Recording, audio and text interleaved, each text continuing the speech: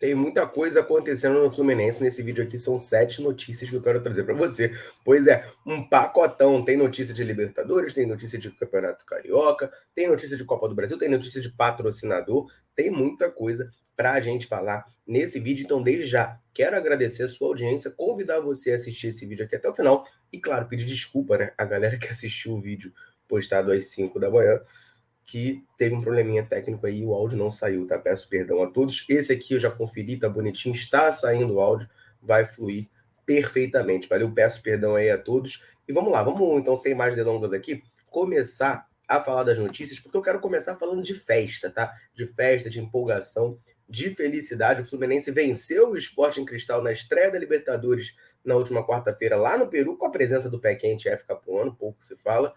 E teve aquele famoso esquenta, né? No gramado de Laranjeiras, teve show, teve telão, tudo para o torcedor tricolor que mora perto, tem condições e interesse lá assistir o jogo com outros tricolores. A Netflix traz uma apuração muito interessante de que o Fluminense está pretendendo, né, fazer disso um padrão nos jogos da Libertadores, principalmente nas fases mais agudas. O Fluminense tem a preocupação com a qualidade da grama, porque tem jogo do feminino, tem jogo da base lá em Laranjeiras, e apesar da plataforma que eles botam acima do gramado, muita gente pisando e tal, e isso pode acabar dando uma danificada. Mas mesmo assim, tá no planejamento do Fluminense abrir esse campo lá, né, o gramado do Fluminense, para fazer esse tipo de evento. Já havia acontecido no passado no jogo contra o Fortaleza, esse telão no gramado, agora aconteceu nesse jogo. Teve um outro jogo no ano passado também que teve, tá? Acho que foi contra o Santos, no dia depois da FluFest. Eu acho que foi esse, mas eu não tenho tanta certeza.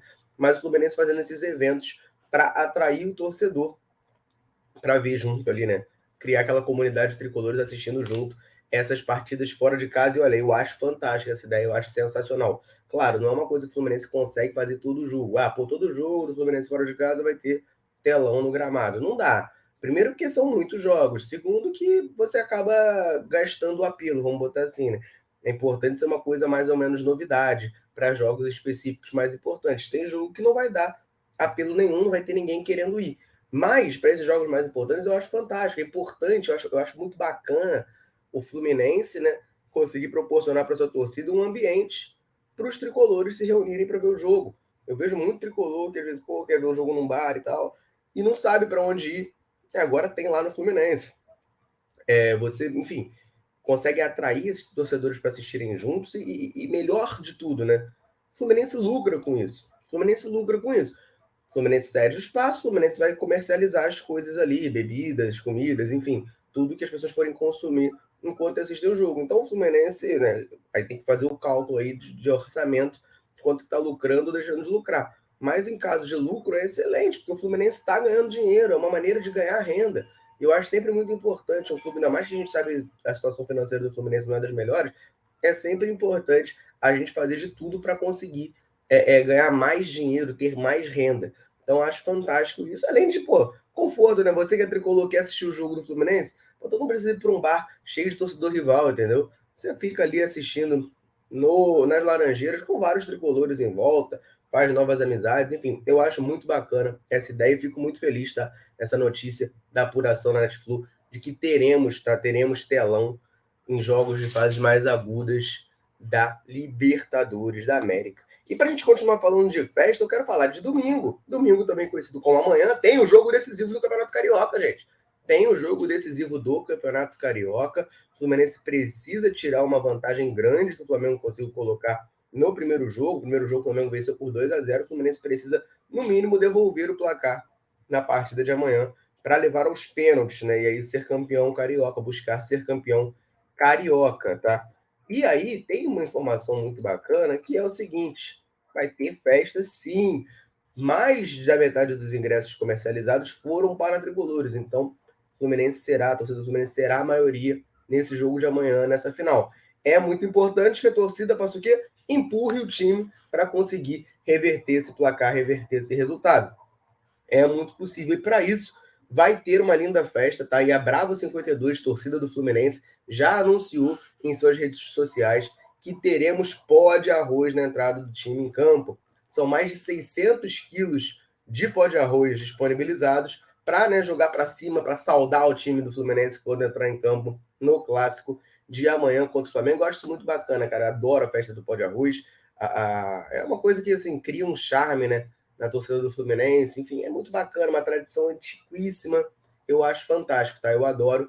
E vai ter amanhã para esse jogo. Claro, você que não conseguiu ingresso, por qualquer motivo não vá ao Maracanã, você pode assistir o jogo com a gente, né? A gente vai estar transmitindo essa partida ao vivo, com imagens sem delay e 100% de graça lá na Dália. É só você acessar o link live.daliep.com.br/central e vir assistir o jogo com a gente. Transmissão 100% gratuita e 1.000.000% tricolor. É muito clubista. Você pode vir acompanhar esse jogo com a gente. Vai ser um prazer, vai ser uma honra. Fica o convite, eu vou deixar o comentário lá no. Eu vou deixar o link lá no comentário fixado e também vai estar na descrição desse vídeo. Beleza? A próxima notícia que eu quero trazer nesse vídeo aqui é falando de Copa do Brasil. Copa do Brasil, pois é, porque temos parcial de ingressos divulgada para a partida contra o Paysandu. A gente sabe que o Fluminense vai enfrentar o Paysandu pela terceira fase da Copa do Brasil de 2023, claro. Vai pegar o Paysandu, saiu o sorteio. Primeiro jogo no Rio, segundo jogo lá em Belém do Pará. O segundo jogo vai ser lá, mas o primeiro é aqui e já é agora, quarta-feira. Hoje eu estou gravando aqui, é dia 8. Quarta-feira, dia 12, vai ter esse jogo, essa estreia do Fluminense na Copa do Brasil contra o Paysandu. E o Marcelo Neves, jornalista do O Globo, traz informação de parcial de ingressos. Segundo ele, já são mais de 15 mil ingressos vendidos para o jogo, que eu não considero um número ruim, não, tá? Ainda tem um tempo para a partida, ainda tem tempo para comprar esse ingresso. E é uma partida que está ali no meio de Libertadores, está no meio de final de Carioca, ela naturalmente acaba perdendo um pouco o apelo. O que poderia acontecer, né, que eu até tinha especulado essa possibilidade, era acontecer a estreia do Marcelo nesse jogo, dia 12 de abril, no Maracanã, um jogo sem tanto apelo, então criaria esse hype. Mas não vai acontecer não, porque o Marcelo já estreou e graças a Deus eu estava no estádio, pô, fui presenteado com isso, né? Viajei para Lima para ver o jogo do Fluminense sem essa expectativa, cheguei lá, vi a estreia do Marcelo, ainda vi o Marcelo, ó, na minha frente daquele passe de 3 dedos. Cara, o setor que a gente estava, até desculpa que eu vou desvirtuar um pouquinho, mas eu tenho que falar. O setor que a gente ficou, ele era, a vista era boa e era pertinho assim do lado direito de ataque do Fluminense no segundo tempo. Então o Marcelo bateu o escanteio, voltou quando ele recebeu a bola e deu aquele passe. Foi assim, na nossa frente. Vou te falar, eu da arquibancada de cima, olhando com calma, né? Quietinho, sem estar correndo, sem estar fazendo atividade física, só olhando, bonitinho de óculos, não viu o John Arias passando onde o Marcelo viu, não viu o passe que o Marcelo achou. Enfim, ele é muito diferente, foi um prazer, foi um privilégio. Mas voltando aqui, existia essa possibilidade, tá? Uma especulação até na minha cabeça, do Marcelo fazer a estreia nesse jogo. Não vai acontecer. Marcelo não vai estrear contra o Paysandu, porque já estreou contra o Sporting Cristal. Eu não acho 15 mil vendidos muito ruim. Tem mais 4 dias aí, dá para, enfim, aumentar esse número, bater ali na casa do 25, 30 mil. 25, 30 mil eu acho bem aceitável para um jogo meio de semana na Copa do Brasil, numa terceira fase, uma partida de ida. Tem vários fatores aí que fazem naturalmente ter menos apelo, tá? Então eu não acho 15 mil um número horroroso, não acho um número terrível. Vamos ver. É você que é tricolor, claro, estando em condições de ir, recomendo sempre que vá. Apoie o time, que é muito importante. Enfim, até a gente sabe, né? O Fluminense, quando joga com o estádio lotado, dificilmente perde. Então, a gente sabe como é que funciona. É importante que o tricolor que estiver em condições, estiver podendo ir, vá ao estádio apoiar sempre. E nessa partida contra o Paysandu não seria diferente, tá certo? Ó, eu tenho mais 4 notícias para falar aqui nesse vídeo, é muita coisa para dizer. Mas antes de eu começar a falar sobre elas, eu queria pedir para você deixar o like. Você que chegou até aqui, deixa o joinha nesse vídeo, isso ajuda demais. A gente não tem noção de como colabora com a gente que está aqui sempre produzindo conteúdo sobre o Fluminense para você ficar muito bem informado. Então deixa o like aí, deixa o joinha, isso ajuda demais. A gente deixa seu comentário, já falei de 3 notícias aí, comenta. Telão nas Laranjeiras, você foi? Vai no jogo amanhã, o que você acha de ter pó de arroz? Contra o Paysandu, já tem parcial de ingressos divulgado. Você acha que tá boa a parcial? Tá ruim? Você vai, não vai? Comenta aí, vamos trocar essa ideia. Beleza? Porque, ó, tem mais 4 notícias para falar e eu vou começar agora.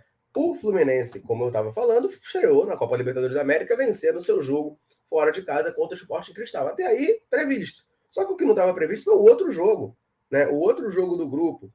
O The Strongest recebeu o River Plate, que todos nós colocamos como principal adversário do Fluminense no grupo, lá na Bolívia, lá em La Paz. O que aconteceu?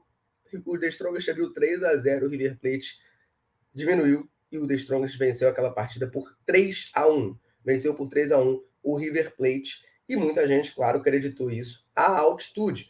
Se a gente puxar aqui na memória, quando foi sorteado o grupo do Fluminense, o que muita gente acabou falando, inclusive eu, tá? Pô, é um grupo traiçoeiro, um grupo que poderia ser mais fácil. Não é que esteja impossível, não é um grupo da morte, mas é um grupo que poderia ser mais simples. Porque o Sporting Cristal, por mais que seja pote 4, não é aquelas babas que a gente está acostumado a ver no pote 4. É um time mais organizadinho, tava lá brigando lá em cima no Campeonato Peruano, acho que é o líder.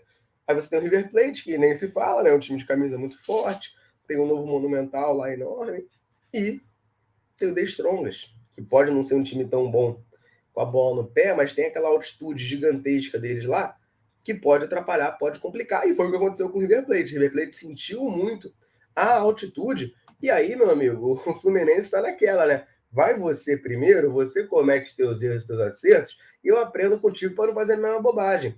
O Vitor Lessa, repórter da Rádio Globo, traz a informação de que o Fluminense está, né, podendo usar esse fracasso do River Plate lá contra o The Strongest para alterar ou adaptar, vamos dizer assim, a sua estratégia para quando for pegar o The Strongest lá em La Paz, né, mais de 3 mil metros de altitude. O Fluminense está repensando a sua estratégia. Por quê? Porque existem algumas abordagens quando você vai jogar na altitude. Eu não vou saber explicar de maneira tão fisiológica aqui para vocês os prós e contras de cada um, tá? Mas o que eu sei é o Fluminense não, os times em geral, por vezes optam por chegar horas antes da partida, chegar no dia do jogo, horas antes da partida na altitude, para, enfim, não sei, eu tenho a impressão, tá, esse é um palpite, de que talvez, sei lá, você cansa menos. Chegando, tipo assim, na hora, não deu nem tempo de cansar, você já tá jogando. Não deu tempo de dar aquele baque. E tem a outra abordagem, que é a mais tradicional, vamos dizer assim, que é você chegar o máximo possível antes, para já ir treinando, já ir se adaptando pro dia do jogo. Uma das possibilidades do Fluminense era essa, né? De chegar em cima da hora, como fez o River Plate. O River Plate optou por chegar no dia do jogo horas antes. Só que o River sofreu muito, né? Foi mal no jogo, acabou perdendo, e aí o Fluminense pode optar pela estratégia mais tradicional de chegar o quanto antes, né? A Netflix fala que o Fluminense desistiu da ideia de chegar em cima da hora igual o River Plate. E aí a gente só tem que ver questão de tabela, para ver como que o Fluminense poderia, né? Quanto tempo antes o Fluminense poderia chegar? Pelo que eu já olhei aqui de tabela, o Fluminense joga contra o The Strongest no dia 25 de maio, e no dia 20 tem um jogo contra o Botafogo, não está 100% confirmado, mas seria no sábado ali contra o Botafogo. Teria 5 dias. Mantendo isso, claro, dá para o Fluminense jogar contra o Botafogo no dia seguinte, já ir lá para La Paz e passar a semana lá. Não é talvez a melhor coisa possível, mas você tem ali 4 dias de treino na altitude para você começar a se adaptar. O importante é o Fluminense tentar fazer o melhor planejamento possível e tirar ponto do Strongest lá, se possível vencer esse jogo, porque isso aí com certeza garante a classificação tricolor, tá certo? Antes de eu partir aqui para as últimas 3 notícias desse vídeo, eu quero mandar um abraço para o Felipe Farias, lá de Santarém, no Pará, que comentou o nosso último vídeo, mandou um abraço aí para a gente, pediu para mandar um aqui para ele, então, ó, tá aí registrado um abraço para o Felipe Farias, lá de Santarém. Eu quero falar agora de patrocínio, tá, gente? Quero falar de patrocínio por quê? Porque a camisa nova do Fluminense branca foi lançada, e para além da questão estética dela, né, muita gente questionou, inclusive a gente aqui na live, né, pô, o branco tá muito grosso, o Grená e o Verde poderiam ser mais próximos, enfim, várias questões ali pontuadas. Acho que o principal motivo de incômodo dos torcedores do Fluminense é aquele logo enorme do laranja da Betano. Pô, tem tanto time aí que tem a camisa com o logo conversando com as cores da camisa, por que a do Fluminense tem que ter aquele laranjão no meio? Aí lança a camisa de goleiro, tanto a cinza quanto a preta, em ambas o Betano é uniforme ali e conversa com as cores da camisa. Por que na branca e na tricolor não pode ser? Muita gente especulou a possibilidade de ser uma questão contratual, né? Ó, a Betano falou, ó, beleza, você pode na terceira camisa, na camisa de goleiro, você pode fazer isso, mas na primeira e na segunda, que são as principais camisas, é para ficar com o meu logo laranja. Mas não tem nada disso, tá? Primeiro que a Netflix apurou que membros do Conselho Deliberativo já estão, né, debatendo esse tema para tentar resolver essa questão. Mas por outro lado, a Netflix posta aqui que descobriu que não tinha essa discussão lá inicialmente, mas tanto o Fluminense quanto a Betano são flexíveis, né, para poder, enfim, fazer essas alterações. Não é uma coisa estipulada de cima para baixo, falar, ó, tem que ser o logo laranja. Não, não tem nada disso. Se achar que é mais interessante mudar a cor, a Betano é flexível quanto a isso, e o Fluminense também. Só que nessa camisa que já lançou, nessa camisa branca que já lançou, não tem a mínima chance de mudar, tá? Porque a camisa já foi vendida, enfim, já tá aí disponível, então não vai mudar para essa camisa. Para outros anos, no entanto, pode sim acabar mudando, tá? Pode acabar mudando e pode ter esse logo da Betano de maneira mais que converse mais com as cores da camisa, tá? Então não tem ordem superior ali da Betano para, olha, tem que ser assim, tem que ser assado. Não, não tem nada disso. O Fluminense pode, conversando lá com a Umbro, com a própria Betano, alterar as cores que aparecem no patrocínio. Tá certo? Vamos lá, últimas duas notícias aqui. O vídeo está ficando longo, mas é muita coisa para falar, muita notícia, muita atualização aqui para vocês, porque eu quero falar novamente sobre torcida, uma notícia muito bacana, tá? Que o GE traz de que o Fluminense conseguiu a sua maior média de público no Campeonato Carioca nos últimos 15 anos. Nos últimos 15 anos, a atual temporada ultrapassa o ano de 2009 e a gente está com uma média de público de 27.176 pagantes por jogo, que para um Campeonato Carioca é uma média bem alta, tá?